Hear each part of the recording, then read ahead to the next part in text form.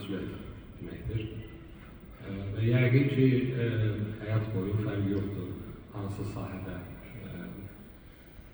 fəaliyyət göstərəcəksiniz, istər akademik, istər peşəkar. Məhz bu məsuliyyəti unutmamağı tövsiyə edirəm. Çünki bu məsuliyyət yəqin ki, yalnız sizin fərdi məsuliyyətiniz deyil və yaxud da fərdi məsuliyyətiniz yanaşı, həm də bir ictimai yük daşıyır və əsas sizdən gözləntimiz ondan ibarətdir ki, malik olduğunuz bu fitri istedadı, bu biliyi, bacarığı yalnız özünüz üçün deyil, həm də ətrafdakı insanlar üçün istifadə edəsiniz və dünyada və Azərbaycanda ilk növbədə öz xalqınız üçün, öz millətiniz üçün faydalı işlər görmək iqtidarında olasınız. Bu mənada hər birinizə uğurlar arzu edirəm.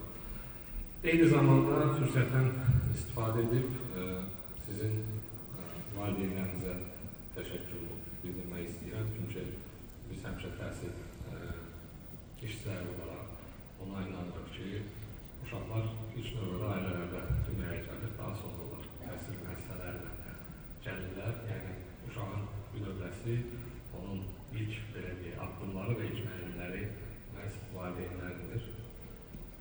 Və bizim ötən ildən bilirsiniz ki, çox yaxşı ənənəmiz var və daha doğrusu bu il onu eləsək, o ənənəyə çevriləcək, çünki bir şeylər olması üçün en azı 2-3 dəfə baş verməsi vacibdir. Mən ötən ildə olduğu kimi bizim hörmətli məzunlarımızdan xahiş edəcəm ki, ayağa qalxıb arxaya dönüb öz valideynlərini ürəkdən alqışlasınlar. Biz də onları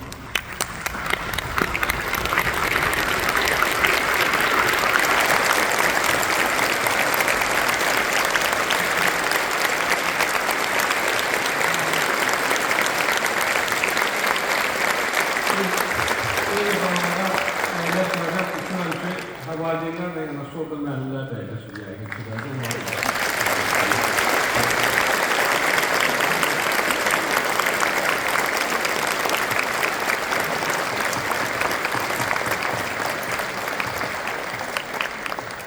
Əyləşə bilərsiniz, təşəkkür edirik. Biz də həm valideynlərə, həm müəllimlərə səmimi qəlbdən təşəkkürümüzü bildiririk. Çünki həqiqətən də bir, belə deyək,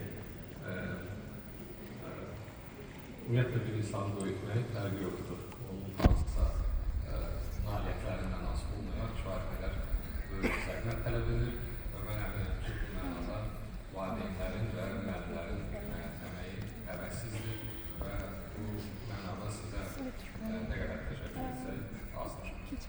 Eyni zamanda mən istərdim ki, bir qədər fürsətdən istifadə edib bu olimpiada hərəkatı haqqında da bəzi fikirlərini paylaşım.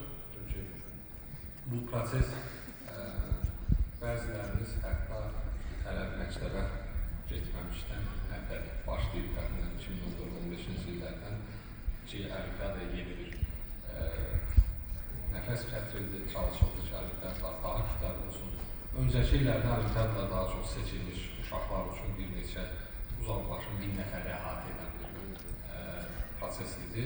Siz ekranda da gördüyünüz kimi artıq son illərdə olimpiadalara 80 mindən artıq şagird cəlb olunur. Yəni 80 min rəqəmi təbii ki, onların çox az hissəsi qalib adını alır, amma bizim inandığımız bundan ibarətdir ki, olimpiadalarda bilirsiniz ki, bütün iştirakçılar qalibdir və onların hər biri fərqli olmayaraq hansı mərhələdə iştirak edirlər. İnanıram ki, həyatlarının növbəti mərhələlərində məhz bu olimpiadalarda qazandığı təcrübələr paylanacaqlar. Ona görə mən istərdim ki, bugün burada zalda olmayan, amma müəyyən mənada olimpiadanın yarım final və ilk mərhələsində, yəni regional mərhələsində iştirak etmiş şagirdlərimizi də alqışlayaq, onlara növbəti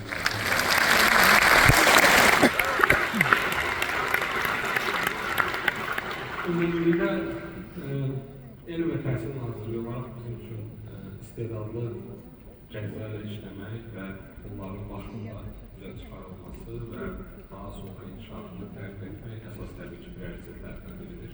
Çünki inandığımız ondan ibarətdir ki, fərqi yoxdur, istənilən sahədə, istər bu elmin müxtəlif sahələr olsun, istər mühəndislik olsun, istər dövlət qurulu sahəsi olsun, istər hansısa başqa bir elm tutumlu sahə olsun. Orada yəqin ki, uzun müddətli vədədə hətta çox az sayda, amma çox yüksək bacarıqlı olan adamların mövcudluğu bu və ya digər